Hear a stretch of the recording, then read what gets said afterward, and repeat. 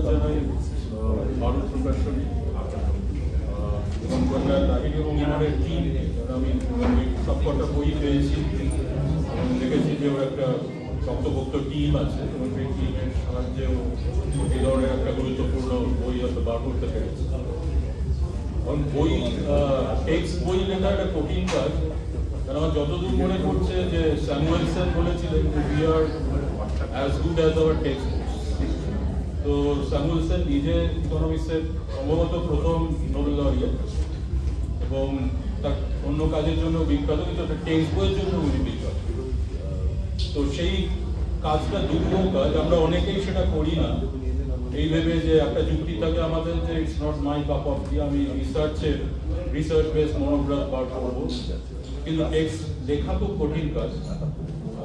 সেটা আমি নিজেও আমার অভিজ্ঞতা দিয়ে যেখানে বুঝতে পেরেছি এবং সেটা যে একের পর এক এইভাবে যে আপনারা বার করতে পেরেছেন বাংলা প্রকাশনের থেকে এবং ইমন মূল দায়িত্ব নিয়ে কাজটা করেছে, সেই জন্য বিশেষ ধন্যবাদ দেওয়া দরকার। ধন্যবাদ এই জন্য যে আসলে আমাদের একটা তো মানে ইকোসিস্টেমে পরিবর্তন হয়েছে। এই যে ধরুন ডক্টর সরকার যখন বলছিলেন তখন পেছনে অমিতাভ বচ্চনের হোলি গান বাজছিল।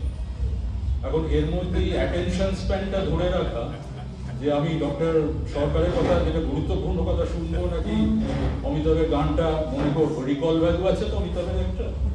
তো এইটার মধ্যে আমাদের ছাত্রছাত্রীরাও পড়েছে, কারণ আমি তো একজন টিচার, আমি ওইভাবেই দেখি জিনিসটাকে। তো এদের আমরা কি করে ধরে রাখবো মোবাইল থেকে সরিয়ে এই ধরনের অ্যাটেনশন, এদের দোষও দিচ্ছি না। আমরা ছোটবেলায় যেসব বই পড়েছি তার মধ্যে একটা অসাধারণ বই 11-12 পড়তাম, সেটা হচ্ছে Mohit Bhattacharya, Amal Roy, political institutions, political theory, ideas and institutions. অসম্ভব আনইমপ্রেসিভ গেটা, ঠিক থেকে প্রিন্ট, কিন্তু পড়ে যা শিখেছি পরবর্তীকালে ভীষণ কাজে লেগেছে।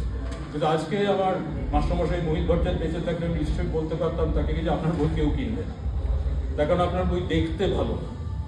তো এইটা যেটা আপনারা করতে পেরেছেন দেখলাম যে কন্টেন্ট ওয়াইজও এত চমৎকার, এত সুন্দর, যে সেখানে কনসেপ্ট থেকে থিওরিজ নিয়ে আসা, রিয়েল লাইফ ইভেন্টস আনা, যেটা এই বইগুলোর মধ্যে পেয়েছি, সিরিজটা পেয়েছি। তার সাথে যেটা হচ্ছে যে খুব অ্যাট্রাকটিভ করে তোলা বইটাকে, মানে যারা ইন্টেন্ডেড রিডার্স, টার্গেটেড বলবো কিনা জানি না, তাদের কথা ভেবে যে এত যত্ন করে করা হয়েছে, আপনারা এত যত্নশীল হয়েছেন, এটা খুব ভালো লেগেছে। এআই এর ব্যবহার হয়েছে, এখানে অনেকের ছবি আমরা দেখতে পেয়েছি, কিছুটা সেটা একটা ইমাজিনারি হিসেবে, কিছু আসল ক্লাসিক বইয়ের কভার এখানে দেওয়া হয়েছে, লিডিং থিওরিস্টদের ছবি দেওয়া হয়েছে, যেটার মধ্যে দিয়ে ছাত্রছাত্রীরা জানবে যে আচ্ছা হেগেল কিরম দেখতে ছিলেন, এটা খুব গুরুত্বপূর্ণ, ফুকো কিরম দেখতে ছিলেন, কিছুই জানি না কিন্তু একটা পড়ে যাচ্ছি একটা, এই যে আজকে সেইটা খুবই কঠিন কাজ এবং সেটা আমার মনে হয় যে আপনারা মাথায় রেখেছেন। বইটার আরেকটা যেটা এই সিরিজটারই বলবো আমি ভালো যেটা লেগেছে আমার, সেটা হচ্ছে যে এই বাংলা এবং ইংরেজি দুটোতেই আপনারা করেছেন এবং বাংলাটা কোনোভাবে আপনারা উপেক্ষা করেননি। মানে বাংলা অনেক সময় দায়সারাভাবে করি যে ইংরেজিটাতে আমাদের অনেক বেশি সম্মান জড়িয়ে থাকে, বাংলাটা একটা করে দিলেই হলো। আমি বসে বসে দেখছিলাম যে বাংলা যে ট্রান্সলেশন করা হয়েছে ইংরেজির শব্দগুলো বা কনসেপ্টগুলো, সেগুলো কিন্তু খুব অ্যাপ্রোপ্রিয়েট এবং ভালোভাবে করা হয়েছে। ফলে এটা এক অর্থে এখন যে কথা আমরা বলতে খুব অভ্যস্ত, এটা ইনক্লুসিভ এনডিভর কিন্তু এটা হয়েছে, এটা এই ধরনের একটা হওয়া দরকার। নাহলে আমি নিজে পড়াতে গিয়ে বিশ্ববিদ্যালয়ে দেখছি যে বাংলা ছাত্রছাত্রীরা অনেক সময় নিজেদের খুব প্রান্তিক গোষ্ঠীর লোক মনে করে, মার্জিনালাইজ মনে করে তাদের আমরা যথেষ্ট গুরুত্ব দিই না। এইটা এই হীনমন্যতাটা দূর করতে এই ধরনের টেক্সট বই খুব সাহায্য করবে বলে আমার মনে হয়। আমি আবার ধন্যবাদ দিচ্ছি প্রকাশক মহাশয়কে এবং ইমন এবং তার টিমকে। ধন্যবাদ।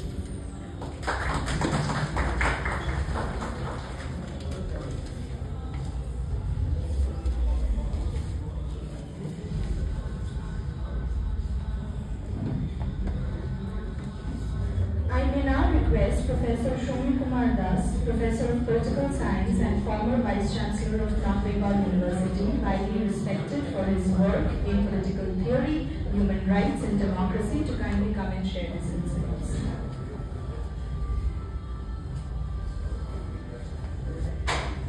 উপস্থিত সুধীবৃন্দ, ছাত্রছাত্রীরা, ঠিক কিভাবে শুরু করবো জানি না, কারণ এই বইটার একটা প্রাক ইতিহাস আছে। সেটা হচ্ছে যে যখনই যাদবপুরে যেতাম, আর যাদবপুরে প্রায় সপ্তাহে 2 দিন যেতেই হয়, না যেতে হলেও অন্তত অনলাইনে বসতে হয়।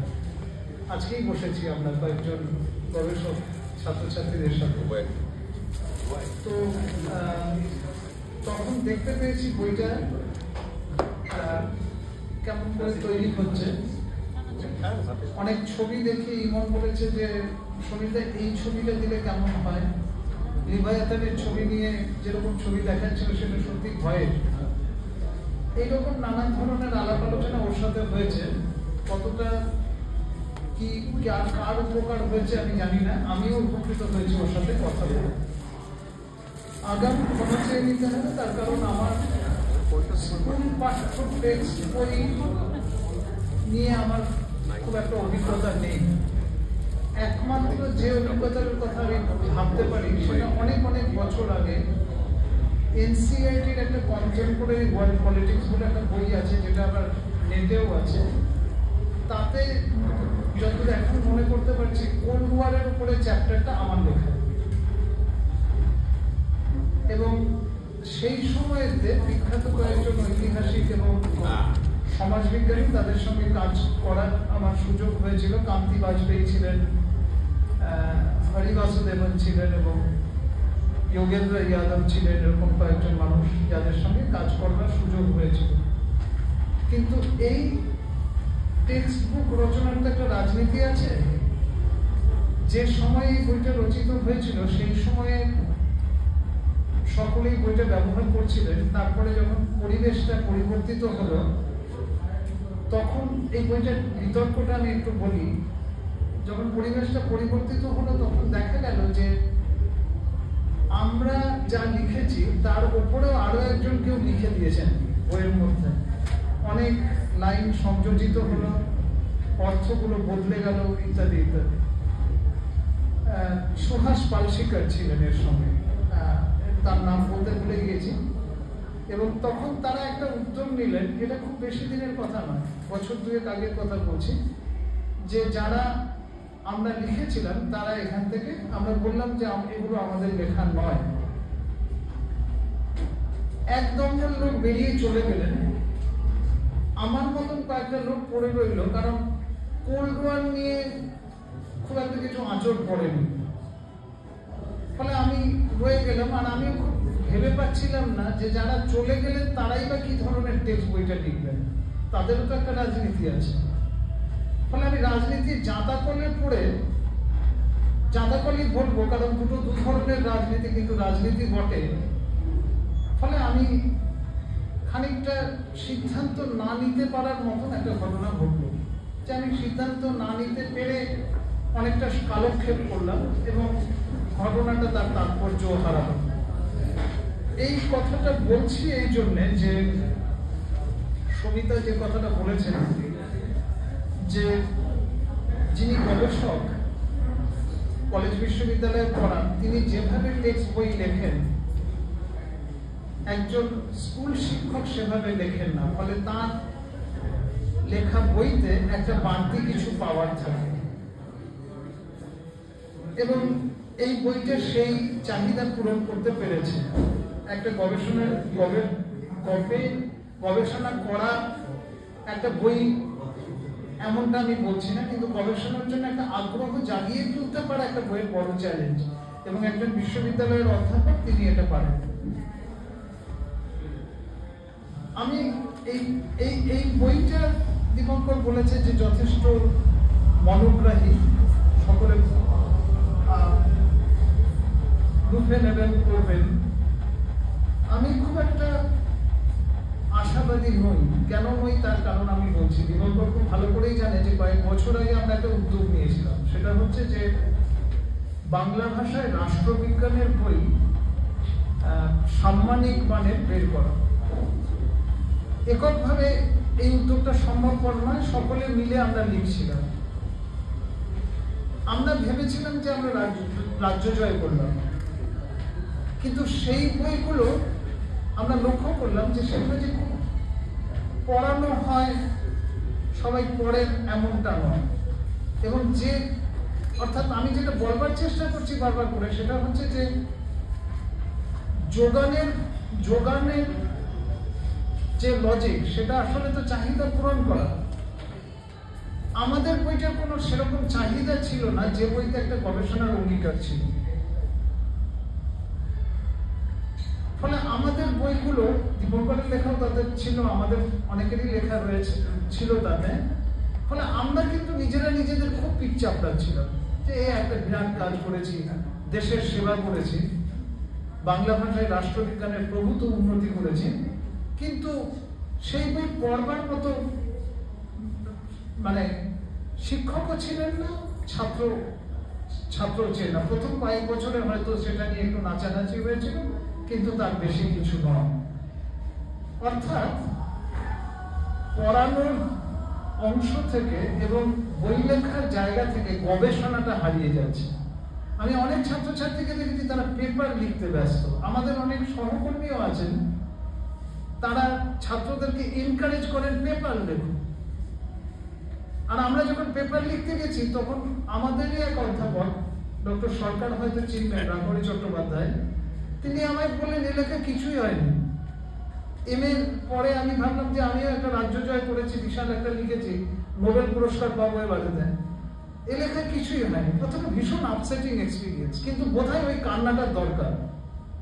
সবাইকে লিখতে হবে, সবাইকে গবেষণা করতে হবে কেন? গবেষণার সবাইকে ভুল বললাম, সবাইকে পেপার লিখতে হবে কেন?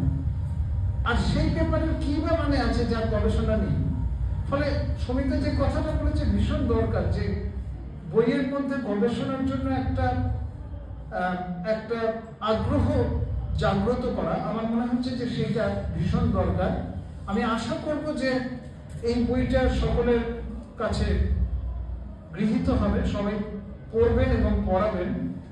আমি নিজে অনেকটাই পড়েছি, সবটা পড়েছি এমনটা বলতে পারবো না, কিন্তু যে জিনিসটা আমি একটু বলবো, যদি 2-5 মিনিট সময় দেন, যে বিশেষ করে নয়া শিক্ষানীতির পরিপ্রেক্ষিতে টেক্সট বই লেখাটা ভীষণ দুর্বল হয়ে গেছে।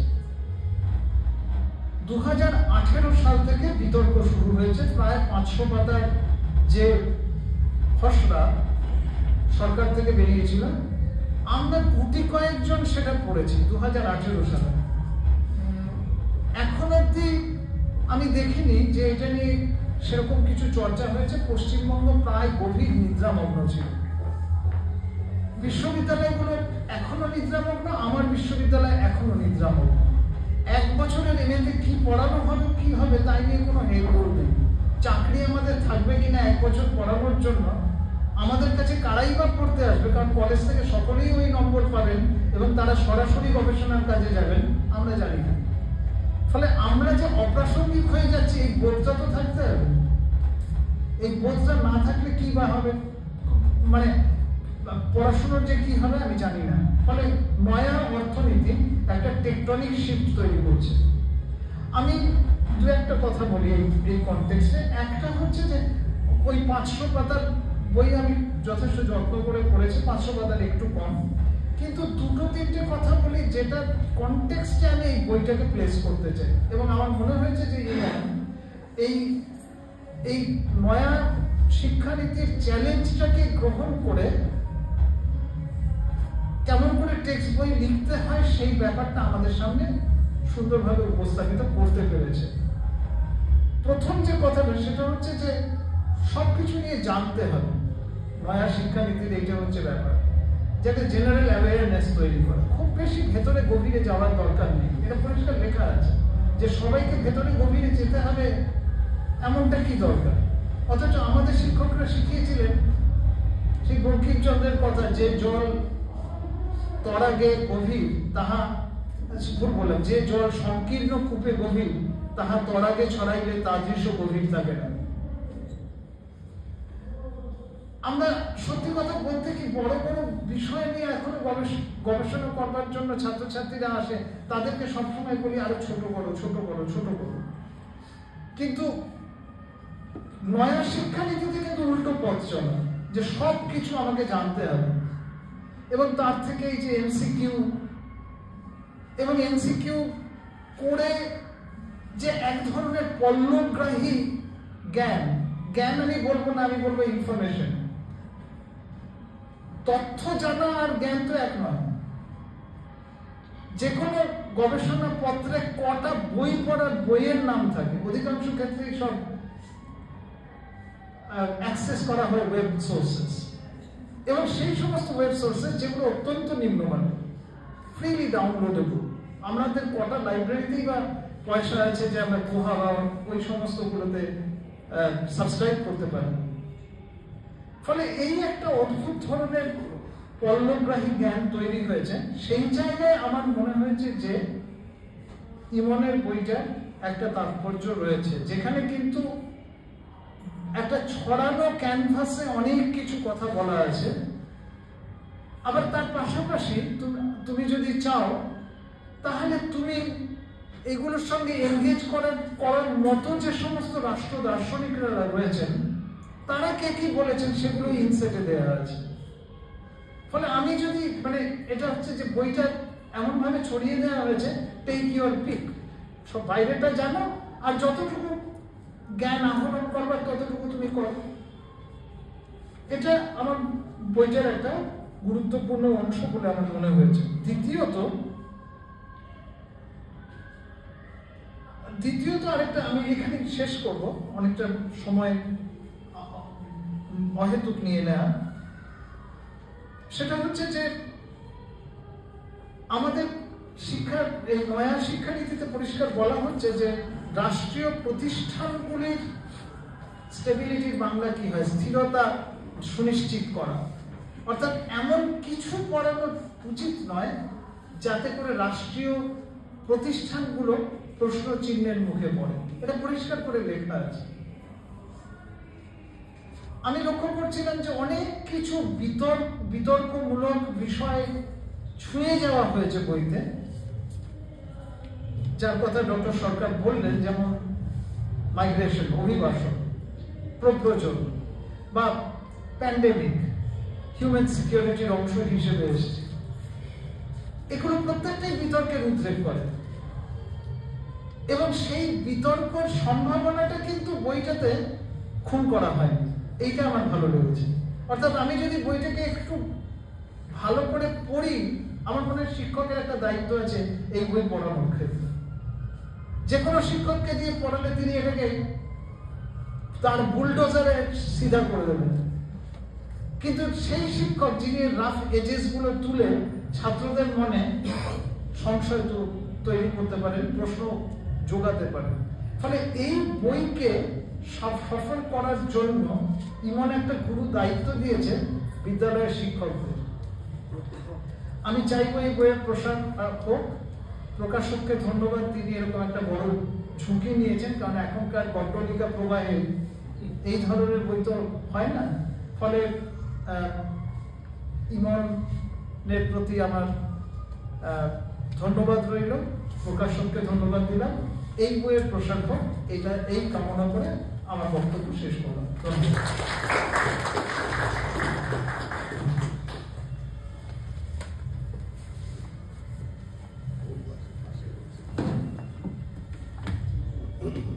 I now request Shri Gautam Shah to kindly present this token of appreciation to our honorable chief guest.